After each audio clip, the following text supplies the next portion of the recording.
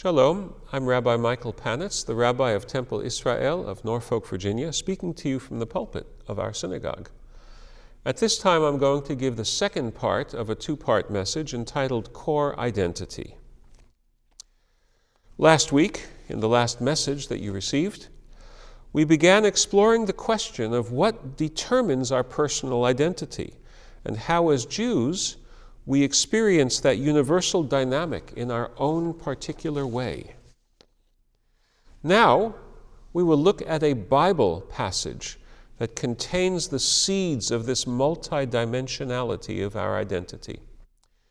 The Bible tells us stories of our ancestors, spiritual and biological, not as just so stories, but because they are signposts for our own journeys through life.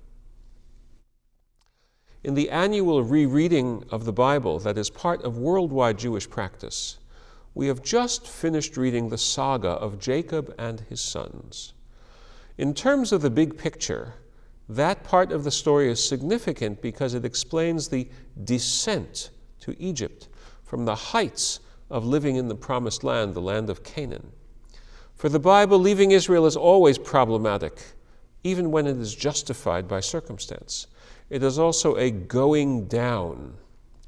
When Abram went to Egypt, Genesis 12, his wife Sarai was seized, consigned to the Pharaoh's harem, and only saved from rape by divine intervention. Likewise, when Isaac went only as far as Gaza, he had reason to fear for his safety on account of the locals lusting after his wife, Rebekah. Genesis 26. When Jacob fled the wrath of his brother Esau and went to Aram, Syria, he ended up in the clutches of the suave but manipulative Lavan, who tricked him into marrying the sister he had not wanted to marry, and who then enslaved him for a full 20 years. Genesis chapters 29 through 31. In the past week's portion of the story, Jacob has learned that his beloved son Joseph, long feared dead, is in fact alive and functioning as a high official in Egypt. With the Pharaoh's blessing, Joseph has sent for his father. To apply Hamlet's famous phrase, the reunion would indeed be a, quote, consummation devoutly to be wished. But this is not the setup for a conventional happy ending. Even the news that Joseph is alive does not suffice to end Jacob's depression. He is past the point of being able to rebound from the bitter black darkness that has crippled him for over a decade. The Bible's narrative art is minimalist. It tells us only a fraction of what we might wish to know. Since the biblical authors are parsimonious in sharing details, every bit of information in a Bible story is therefore all the more important. Listening to the speeches of Jacob since the disappearance of Joseph, we have to be struck by how present death is in his thinking. Virtually every line of his speech, remembered by the biblical storytellers, makes mention of his anticipation of dying. When his sons and daughters tried to console him over the death of Joseph, he refused to be comforted and said, I will go down to my son in Sheol mourning. Sheol being the poetic biblical way of describing the grave. When Father Jacob heard that the Egyptian vizier was demanding to see Benjamin, Jacob again spoke of death. Quote, my son shall not go down with you, for his brother is dead, and he alone remains, and should harm befall him on the way you are going, you would bring down my gray head in sorrow to Sheol. Genesis chapter 42, verse 38. In his bitterness, he virtually disowns his children by Leah and the two concubines, referring to Benjamin as his sole surviving son. And again, his speech is dominated by his presentiment of death. Now, hearing that Joseph is alive does not stop him from remaining fixated upon his impending death. In characteristically fatalistic terms, Jacob expressed his approval of the plan to go to Egypt, by again referring to his demise. Let me go see him before I die. Genesis 45, verse 28. To anticipate the continuation of the story, nor does the reunion itself change Jacob's negative evaluation of his life. In his audience with the Pharaoh, he says of himself, "Few and evil have been the days of the years of my life, and they have not attained the days of the years of my fathers in their days of sojourning." Genesis chapter 47, verse 9. According to the next chapter of the Bible story, Jacob was to live an additional 17 years, but he already spoke as if his life was ending. Moreover, despite the many successes Jacob had accomplished, often against adversity and adversaries, he was, after all, the, quote, God wrestler who merited that rare blessing, a divine change of name. Jacob's self-evaluation, despite all that, is bitter and negative. All of this should be kept in mind as we look at one crucial episode in the story. When Jacob was en route from his home in Canaan to Egypt, and he had gone as far as Beersheba, where he offered sacrifices to the, quote, God of his father Isaac, who was connected with the worship of the God of Israel in that locale. God spoke to Jacob through a night vision. We will look closely at these few verses, Genesis chapter 46, verses 2 through 4. God spoke to Israel in a vision at night and said, "Jacob, Jacob." "Here I am," he replied. "I am God, the God of your father," he said. "Do not be afraid to go down to Egypt, for I will make you into a great nation there. I will go down to Egypt with you, and I will surely bring you back again. And Joseph's own hand will close your eyes." These few verses deserve a close reading, but in the compass of this message, I will stress only 2 points, one at the beginning and one at the end of the passage. Let us notice that the name of the patriarch changes between the frame of the story and its body. The narrator refers to the patriarch as Israel, but within the vision, God calls him as Jacob, Jacob, and the patriarch responds to that name. I would like us to understand this in psychological terms. In this vision, or dream, if you will, the patriarch is experiencing an extraordinary communication. For Jacob/Israel, the night vision or dream was the characteristic way of his receiving messages from the realm of the divine. Perhaps not many of us are familiar with this text, but many more will remember the dream of Jacob's ladder, angels ascending and descending it, and God at the top speaking words of reassurance to Jacob. This dream serves as a bookend to that one, a parallel message of divine reassurance at another inflection point in the patriarch's life, his next descent from the Holy Land. That thought yields one part of the harvest of meaning from the choice of name in the dream vision. God addresses the patriarch as Jacob, remaining within the parameters of such communication as established by Jacob's mind. But there's another insight to be harvested as well.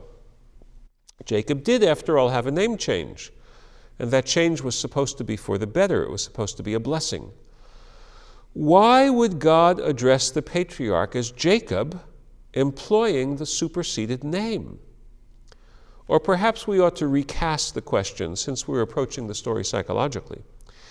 Why would Israel experience a divine encounter with God addressing him by his former name? I believe that here too we see the wisdom of the poetic dictum that, quote, "the child is the father of the man."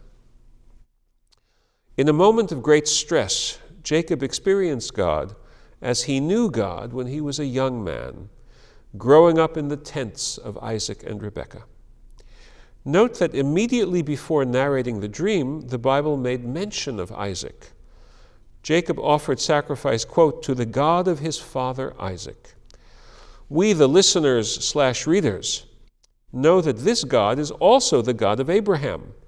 But here, the emphasis is on Jacob's own father, Isaac.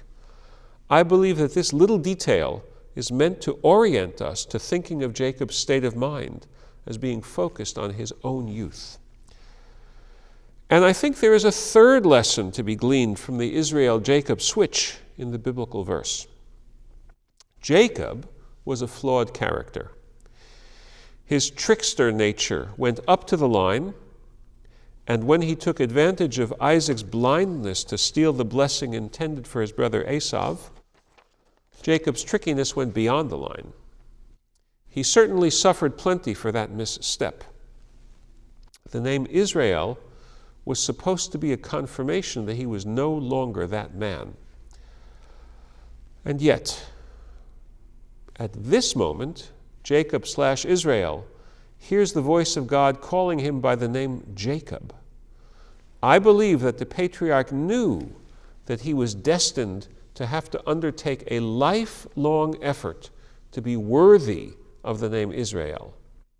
The blessing was not a one-and-done gift, but rather an indication of what Jacob, Israel, should continue to strive for. Until the very end, he is now Israel, now Jacob. In his closing blessing to his children, Genesis 49, the Bible refers to them as the tribes of Israel, but then backtracks. Jacob finished charging his sons, and gathering his feet up into the bed, he breathed his last, and he was gathered to his kinfolk. Genesis 49:33. In the context of that unending alteration, the choice of name in the dream tells us that Jacob/Israel knew at a deep level that in the eyes of God, he would always be a work in progress. Is that not true for all of us? Turning to the end of the passage, what is the substance of God's reassurance? God promises that Joseph will be present at Jacob/Israel's death, that Joseph will be the one to perform the intimate act of closing his dead father's eyes. How is this consolation? At an obvious level, it reassures Jacob/Israel that he will never be parted from Joseph again. But I think there's another note in this resonating chord. God is aware of Jacob/Israel's constant thinking about death, and God uses that as a vehicle for consolation. God reaches into the patriarch's mind, accepts him in the depressed state that he is in, and finds a way to console him in that place. To a man focused on his upcoming death, the statement that he will die attended by his beloved son is a meaningful message of healing. Thinking about this, I realize that many of us do our loved ones and friends no favor when we give them unhelpful advice, such as, just snap out of it, or look at the bright side. If they were able to do that, they would have done so already. The meaning of this passage extends beyond the psychological and makes a deep claim about the meaning of Jewish existence. God accepts Jacob, Israel, and from that place, God helps him take the step that needs to be taken, consenting to move the family to Egypt. It is a lowering. It has a cost. The cost will be terrible in the generations to come, when a new king will arise, a new dynasty, the 19th dynasty, that will enslave the Hebrews. But Jacob/Israel's journey is necessary. If there had been no descent, there would have been no later ascent. An ascent not of a family, but of a nation. And not just any nation, but a nation whose historical experience prepared it to be God's covenanted partner. If the people Israel had not known slavery, they would not have been able to signify God's voice at Sinai, proclaiming a radical message of the equality of all humans before God. No other religion at that time dared to claim that. In Babylon, the god Shamash was worshipped as the giver of law. The famous law code of the Babylonian king Hammurabi is all about social status. The higher the status, the more favorable the treatment under the law. And that was supposed to be the will of the gods. The Bible's core message is that the one God does not accept such inequities. One God, one human family, one equal status of all the family members before God. Jacob/Israel needed to descend to Egypt so that the Jewish national journey could commence. May we be worthy descendants of Jacob/Israel, and may we continue that journey in good faith. Amen.